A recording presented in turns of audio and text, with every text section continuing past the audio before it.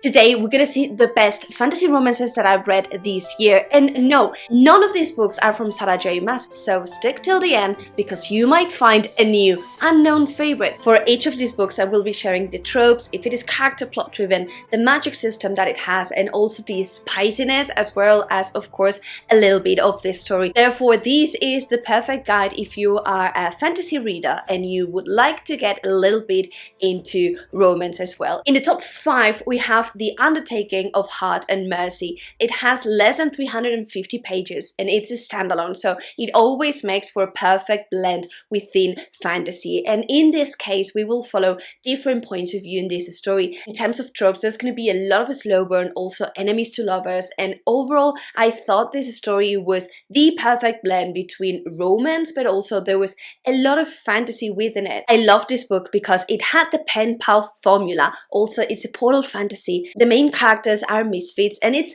really hard to not root for them. Although it touches a little bit the miscommunication trope, which for me it's a red flag in this case, I thoroughly enjoy it, and we will follow these two different points of view, Heart and Mercy. And they live in this land where they can access to this other world when there are these different monsters, spirits, zombies also roaming around. And it seems that sometimes these zombies come to this land and there's something that you need to do to those creatures, and our girl is in charge of, when someone dies, ensuring that that person it's not going to be taken. And our guy he's one of these persons that are fighting these different creatures. Spiciness, I would say 2 out of 5, so it's really not that big of a deal. It currently has a 4.23 stars with a little bit more than 6,000 reviews, so it's a book that it's still a little bit of a hidden gem, but really it's very well loved for those that have read it. Let me know down below in the comments if you've heard about this book before and if the premise makes sense to you, if you like it. In the top 4, we have The Bridge Kingdom. This is the perfect book if you like fantasy and if you like politics and if you would like to get a little bit into romance, but it's not the core element. There's going to be a lot of a chosen one, again, enemies to lovers. There's also a lot of tension, a lot of politics. There's this princess that goes to another realm and needs to infiltrate, and I love this book because the consequences mattered. Very good blend between a character and a plot-driven story. We will have these two points of view. Fantasy-wise, there's not going to be magic, but there's going to be a lot of intrigues. Spiciness, I would say, again, a 2 out of 5, so it's not a book that it's super spicy. It currently has a 4.08 with more than 78,000 ratings. And this book will follow 2 points of view. The first one is of our girl, Lara. The story will kick off with her in her kingdom, and she realizes that she will need to be betrothed to this prince in the enemy kingdom. This kingdom, it's super secretive, and they have this land that it's almost impossible to conquer. And so her family has created this plan of ensuring that she gets there, that she gets infiltrated, and that she passes information so that they can eventually defeat this kingdom. And then we will have the other point of view of Aaron, and it's kind of like waiting for this to happen, so there's a lot of mistrust also with him. The enemy, it's not what they thought. Let me know down below in the comments if this is a book that you've read and what were your thoughts around it, if you liked our characters or if not so much. In the top 3, we go to A King So Cold. This is the best love triangle that I've read in my life. Incredibly addictive. It's a duology and both books are amazing, but especially the first one was so good. It's something that you can crave in one sitting. This book, same as Bridge Kingdom, it's on Kindle Unlimited, so get your hands on these books as soon as you can. In this case, we will have, again, different enemies to lovers, a lot of slow burn, spiciness, hell yeah. Like, for me, 5 out of 5. I reckon I don't read a lot of romance that it's super explicit, so, I'm always like, ooh, there's a lot there. So, well, tell her to make it short and spicy. There's this royalty element and also a very grey character. In this case, there's a soft magic, so our girl will have some powers, but we don't necessarily have some rules underneath. She is the ruler of this kingdom, and she has been betrayed. At the night of her wedding, she discovered that her husband had betrayed her and was planning to kill her. And so from that moment, she decides that this person needs to leave. She removes his memories and she forsakes him in into this land. But as time passes, she discovers that this person is remaking his life and that he is about to wed again. And she's like, no, you will absolutely not do that.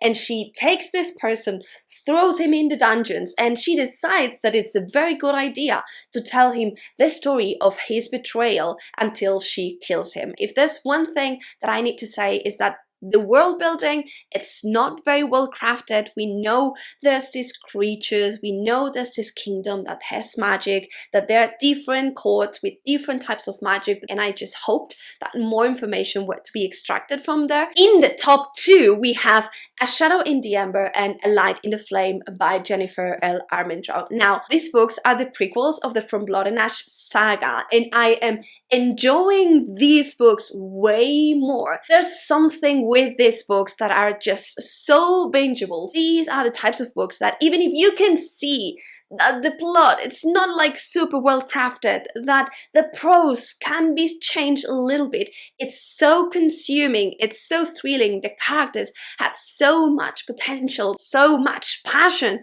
that, you know, you just find yourself thinking about these books. The narration, it's also very good if you would like to check it out on audio. In this case, spiciness for me, 5 out of 5. So like, if you want things happening, things will happen. There's this trope of not knowing who these different people are. There's a lot of slow burn, a lot of banter. There's also a lot of family found vibes. In this case, I believe the world building, it's really good, really interesting. There's going to be this fight between the different gods, you know, the god, the primal of life, of death. We will have a soft magic system. We will follow, though, a unique point of view here of our girl, Sera. There was this deal made between the primals, which are the gods, and one of the king. And he ensured that one of his daughters will be promised to the primal of death. And she has been waiting, has been groomed all of her life, and when she faces this moment where she's supposed to be taken by this primal of death, it results that he does not want her. And then the story will pick up 3 years after that. The romance between the two characters, it's so precious. There's this almost naivete between them. Both books have similar ratings. The first one has a 4.49. And in the top one, the best fantasy romance that I've read this year has been The Wilderwood Duology by Hannah Witten, with the first one for the wolf and the second one for the throne. I am enraged on how low the ratings are because it just has a 3.66 with a little bit more than 28,000 ratings. A Beauty and the Beast retelling, but the story changes so much. There's this tension, there's this incredible world building, this fantastic story. The stakes are so high, there's politics involved, there's a little bit of religion, there's this incredible ending, the tension between the characters, the relationship between the sisters. It's honestly so outstanding. Please, let's make these books more known. I really liked book 1, but I must say that book 2 was a total win for me. This story is set in this almost medieval world, and we will see that in this land there's a forest where there's perpetual twilight. There's a wolf in this forest that is taking care of the monsters. He is ensuring that the monsters don't go and hunt the people. And as a thank you note for this wolf, the throne has decided to always sacrifice the second daughter to this wolf. And we start with a new generation of daughters of the throne. And the first book will follow the story of our girl Red, as she is the second daughter and she is promised to this wolf. The prose reads real fast. It's not a book that it's necessarily super long. The spiciness in here, I'd say it's a 1. So it's not spicy. It's more around the fantasy elements, but the love and the slow burn was so well done. And overall, this story, with the prophecy that it has, with these terrible ancient gods of the forest, of the shadows, it's mesmerizing. Let me know down below in the comments your thoughts about these books, if you have read any of them, and if you were seeking for more recommendations. I will link here a video where you'll see the top 5 fantasy romance books that I read last year, so hopefully if you have not get to them, still can be 5 stars also for you.